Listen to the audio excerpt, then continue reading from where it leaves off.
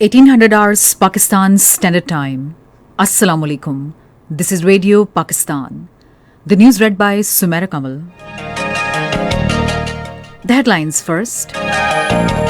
Prime Minister will embark on a two-day official visit to Tajikistan tomorrow to attend the 20th Shanghai Cooperation Organization Heads of State Summit in Dushanbe.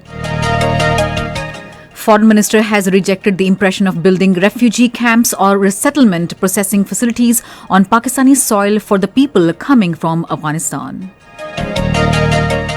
United Nations High Commissioner for Refugees has asked the international community and the Taliban to engage each other for the sake of stabilizing Afghanistan. A report released on the occasion of International Day of Democracy being observed today said that India continues to violate all democratic norms in illegally occupied Jammu and Kashmir. Organization of Islamic Cooperation has urged the UN Human Rights Council to address human rights violations of the people in Indian illegally occupied Jammu and Kashmir, Palestine and Myanmar. South Korea and North Korea test-launched ballistic missiles today in a display of their military assets. And now the news in detail. Prime Minister Imran Khan will leave for Tajikistan tomorrow to attend the 20th Shanghai Cooperation Organization Council of Heads of State Summit in Dushanbe. The two-day official visit of the Prime Minister is taking place on the invitation of Tajik President Emomali Rahman. A high-level ministerial delegation will accompany the Prime Minister. This will be the third visit of Prime Minister to Central Asia, underlining Pakistan's enhanced engagement with the region. The Prime Minister will hold bilateral meetings with other participating leaders on the sidelines. His talks with the Tajik President will cover the entire gamut of bilateral relations, especially enhancing trade, economic and investment ties with a particular focus on regional connectivity. The Prime Minister will inaugurate the first meeting of Pakistan-Tajikistan Business Forum, for which a group of Pakistani businessmen is also visiting Dushanbe. Prime Minister Imran Khan presided over a high-level meeting in Lahore this evening to discuss matters related to governance and development projects in Punjab. During the meeting, the Prime Minister was briefed about administrative affairs and measures to improve better service delivery. Prime Minister Imran Khan has underlined the need for fully exploiting the tourism potential of the country by ensuring international standard facilities at tourist spots. Chairing a meeting of National Coordination Committee on Tourism in Islamabad, he directed the departments concerned to immediately finalize and furnish suggestions aimed at extending facilitation, including tax exemptions, to those interested in developing tourist resorts and world-class hotels. Imran Khan directed to address on priority basis the pending matters pertaining to tourism sector. Minister for Planning and Development Asad Umar has said that across the border, accountability, independent judiciary, rule of law, free media and a vibrant parliament are necessary for a strong and robust democracy. Speaking at a ceremony to mark the International Democracy Day in Islamabad this afternoon, he said democracy in Pakistan is becoming stronger as political parties are fully active in the country. He said media is also enjoying full freedom in Pakistan as it is free to criticize the government, but there should be a difference between fake news and the truth.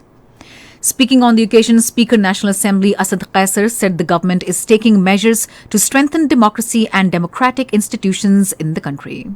He said legislation is the focus of the government and the prime responsibility of the parliament. Speaking at the ceremony, Minister for Information and Broadcasting Chaudhry Fawad Hussain urged the media to play its due role in promoting quality democracy in Pakistan. He said rule of law and protection of human rights are the pillars of democracy, but unfortunately, almost all the political parties in Pakistan are practicing undemocratic culture within themselves. Fawad Chaudhry said only Prime Minister Imran Khan is striving for making his party, the Pakistan Tehreek-e-Insaf, a modern democratic party. He said all institutions should perform their duties as per law, as no one is above the law. Pakistan and the United Arab Emirates have agreed to strengthen cooperation in all fields and to continue their close collaborations at multilateral fora. The resolve was expressed during a telephonic conversation between Foreign Minister Shah Mahmood Qureshi and UAE's Foreign Minister Sheikh Abdul bin Zayed Al Nahyan today. The two ministers agreed to remain in close contact on bilateral matters as well as regional issues, including the situation in Afghanistan. This is Radio Pakistan.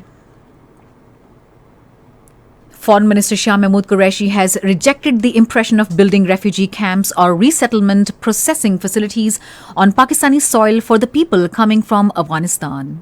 In an interview with the Foreign Journal, he said instead Pakistan would continue to facilitate the departure of those with valid documents who wished to exit Afghanistan via Pakistan. The Foreign Minister said Pakistan has been hosting over 3 million Afghan refugees for so many decades without any international help or assistance, and now we do not have the capacity to absorb more.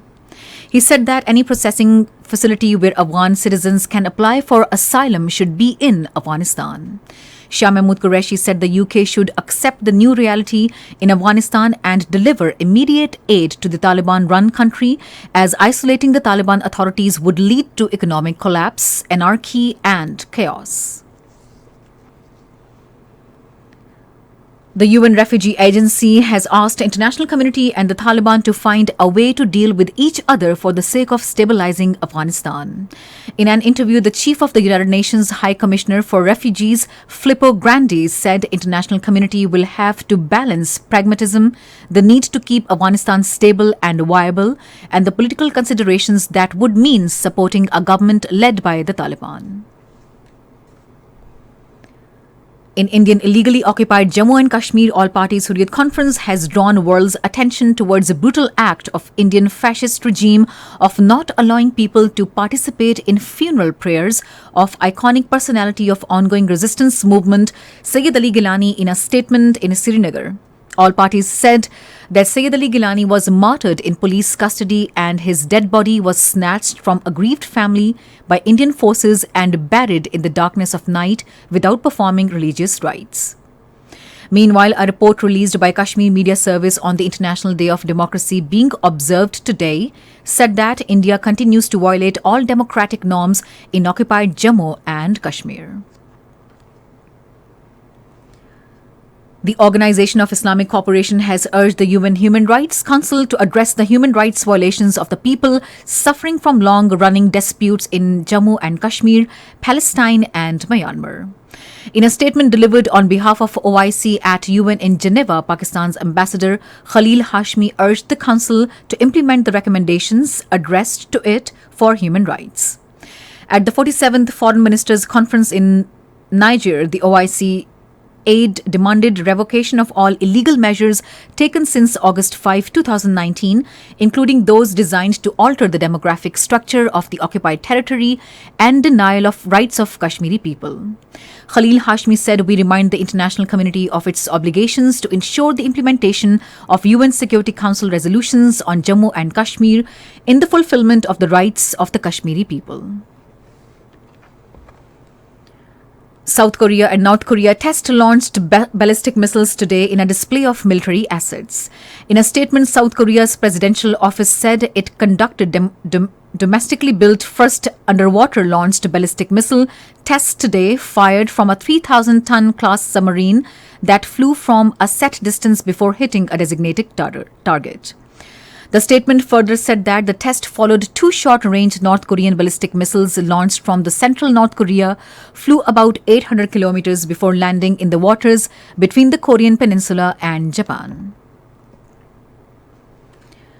Saudi Air Defense destroyed an explosives-laden drone launched by Yemen's Houthi rebels toward Abha airport in the southwest of the country today. United Nations has called for more international support to help maintain stability in Sudan's Darfur region. UN Secretary-General's Special Representative for Sudan, Volker Perthes, in a statement also urged for more resources for UN Integrated Transition Assistance Mission in Sudan. And finally, the weather. Mainly hot and dry weather is expected in most parts of the country during the next 12 hours. However, rain with wind thunder shower is expected at isolated places in lower Sindh, Kashmir and its adjoining areas. To end the news, here are some of the headlines once again. Prime Minister will embark on a 2-day official visit to Tajikistan tomorrow to attend 20th Shanghai Cooperation Organization Heads of State Summit in Dushanbe. Foreign Minister has rejected the impression of building refugee camps or resettlement processing facilities on Pakistani soil for the people coming from Afghanistan. South Korea and North Korea test-launched ballistic missiles today in a display of their military assets. And that is the end of the news. For more news and analyses, log on to our website radio.gov.pk and also watch live streaming of our bulletins on the link facebook.com/radio, Pakistan News Official.